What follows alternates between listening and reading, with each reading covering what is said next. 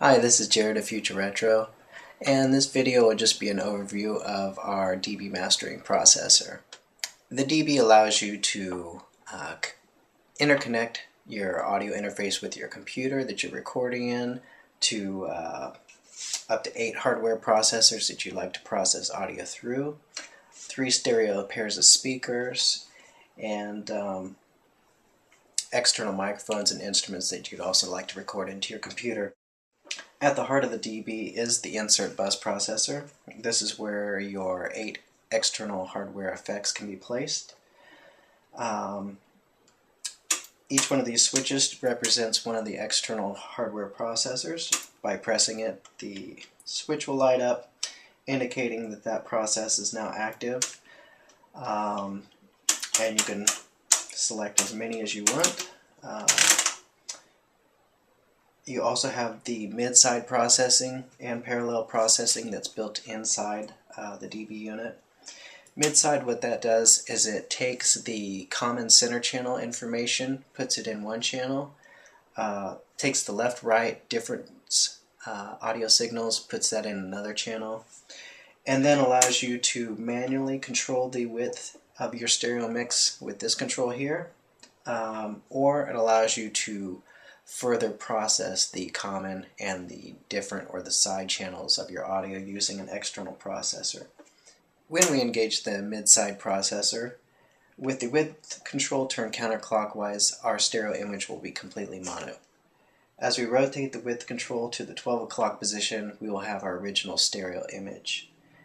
As the width control is further increased clockwise, we will increase the stereo width of the left-right image.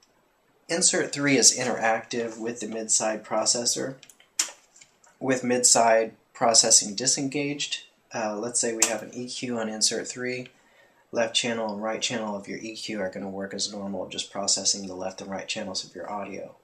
If we insert or activate the mid-side process and have insert 3 activated at the same time, then whatever is connected to this insert will then process the center information on the left channel of our effects here, and the outside stereo image will be processed in the right channel here. And in that way, most commonly you'll put an EQ here. You can then suck out the lows of your side channels. Really focus the lows in your center channel where your kick, your bass, your snare, and your vocals tend to lie. It also allows you to fix things separately. The pre-post control is right here. You hit the mix control, activates that. In the pre position, you're actually going to be listening to audio at the output of insert 2. As we rotate this to the post control, you'll then listen to audio right after insert 7 here. If we have processes activated and we have the pre-post control in our pre-position, by activating the mix control, we're actually doing a quick A-B comparison of the audio from here to here. So we can quickly do an A-B comparison of what all these sound like without actually turning them off and on. If we wanted to do parallel processing, we would just turn on the mix control, and then by rotating this clockwise, we're bringing more of the signal here into the signal that's here. That can be useful if you're doing heavy EQ, compression, distortion, to allow some of the original material to be there while you introduce some of the heavily processed material as well. When you are tracking microphones or instruments, here we're in the mic mode. This will take 1 or 2 microphones on the XLRs, bring them into an insert bus, and at this point you can really kind of think of this as your channel strip. You can have preamps, EQs, compressors, enhancers, de-essers, multi-effects, just as you would on a normal mixing console. The benefit here is you don't have all this additional circuitry as you do in a mixer, where if you're just tracking a single left-right channel. You still have the potential for additional noises to be happening in that mixer, where this unit just provides a very direct route. When these processes are disengaged, you're completely hard bypass, so there is no audio coming from any other unit, and the DB itself is not going to add any coloring or noise to your audio. So when you have this insert effect selected, that's exactly what the DB is going to sound like with what you're monitoring. Very direct signal path from your input to your output. Everything is fully balanced on your inputs and your internal signal routing, so just giving you the best possible sound you can have. Here you've got the instrument tracking mode. Instead of bringing audio into the microphone inputs, we're now going to bring audio in from the 1/4 inch balanced inputs. Again, that audio signal will run through our insert bus here. We can apply whatever processes we want. The output of this will then be sent to a stereo pair that can be routed back into our digital audio workstation to be recorded. While we are tracking microphones or instruments, we can simultaneously monitor tracks 1 and 2 coming from our DAW as backing tracks. And in addition to that, this track control here will vary the amount of audio level that we are monitoring from the instrument or microphone that we are tracking that's being sent through the insert bus here. So that way, as our mix becomes more congested and we add more tracks, we can adjust this level to be more according to where it should sit in the overall mix. We don't want it to be too loud or we wouldn't hear the backing tracks, and too quiet we wouldn't be able to hear what we're recording. In that way, the backing tracks, tracks 1 and 2 coming from the master output of our DAW, that audio level can be set with the master output control inside your software. And basically you'd set that up, set it and forget it. You don't want to be adjusting your level. Third mode here is playback. What that's going to do is it's just going to allow us to listen to tracks 1 and 2 coming from our DAW once we've got audio recorded in there to monitor what we've recorded. And that's nice in that if we had, let's say, been recording a mic or an instrument and had these processes all active and had our track control up, if audio is still coming in here, we would be kind of hearing that, while we're trying to monitor playback of our DAW. So if we switch to this, it cuts out all this audio information and just allows us to hear the tracks 1 and 2 by themselves. Third mode is summing. The DB can sum up to 16 channels of audio from your D to A converter coming from your DAW. The DB has 2 DB25 connectors. Each accepts 8 audio inputs. So if you have an 8-channel audio interface, you'd use just the first input. If you're using a 16-channel audio interface, you can use both inputs here on the back. Channels 1 through 8 are unique in that you also have these mono summing switches. What these do is if there's a switch here for 1 and 2, 3 and 4, 5 and 6, and 7 and 8.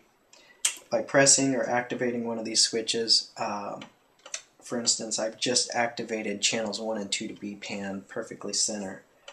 When they're not activated, that stereo pair of tracks will then be a stereo pair, panned left and right perfectly. The audio comes into our summing network. It's just a passive, resistive network that sums the audio perfectly down to a stereo pair. That stereo audio is then routed through our insert bus again, and we can apply whatever external effects we want. And again, that audio will be sent out a left-right record output and go back into our DAW so we can record that. 8 or 16 channels bounces down to just 2 tracks. Our final mode is mastering. Mastering takes tracks 1 and 2 from our digital audio workstation and again routes it through our insert bus where we can apply whatever insert effects we want, apply mid-side processing to control the stereo width of our mix, or do some parallel processing, and then again route it back to our record out and record in of the digital audio workstation. We do have actually we have a couple modifications that we can do to these units. One of the modifications that we've come up with allows us to take this 7 and 8 mono summing switch and replace that feature with a what we call a 7/8 auxiliary send. That way you can set up channels 7 and 8 outputs of your digital audio workstation software to be an auxiliary send. Routing by selecting this, channel 7 and 8 of your digital audio interface will be routed through the insert bus again. Any of these effects can be applied to it. The record output will then be sent back into your DAW, acting as just a normal effect send. That way you can do post-processing of audio that you've already got recorded into your digital audio workstation. Let's talk about the monitoring section here. Monitoring section is very simple. It's really all that you need. In the 12 o'clock position here is the 0 setting. That is where you should have your monitoring levels calibrated for normal listening. Typically you want that to be around 83 dB, but you can adjust that to just suit your needs. There are additional gain stages here. There's a +6 and +12 dB setting, as well as a -6, -12, and then a mute setting. What this would be is, if this is normal mixing, this is easy listening mixing, this is maybe talk over, mute, again normal, louder, and really loud. What's nice about this is you can check your mixes at various gain stages with repeatability of where it's set without somebody constantly fiddling with the gain stage, as most people do. As you know, to make consistent mixes you need to mix at consistent levels. Otherwise your bass or your treble is going to be unbalanced. Also in the monitor controls section, you've got 3 speaker selects here. Each one of these is a stereo output that can be routed to to an independent set of speakers. You may want to have your near fields, your loudspeakers, and then maybe a sub here. But you're welcome to assign those to whatever features you like or whatever items you have in your studio. Here's your headphone gain control. It is a high-powered headphone amplifier, so you have plenty of power here. Here's your headphone output. This is nice if you want to check your mixes in comparison to your loudspeakers. Also, when you're tracking microphones, it's nice to use the headphone output so you're not sending audio to the speakers, which would create a feedback loop into your microphones. There's the additional mono audio switch here. What that does is it takes the audio going just to our monitors and sums those together into a mono signal. That way we can check the phase relationship of our left and right channels. Also, when we are tracking instruments like microphones or instruments,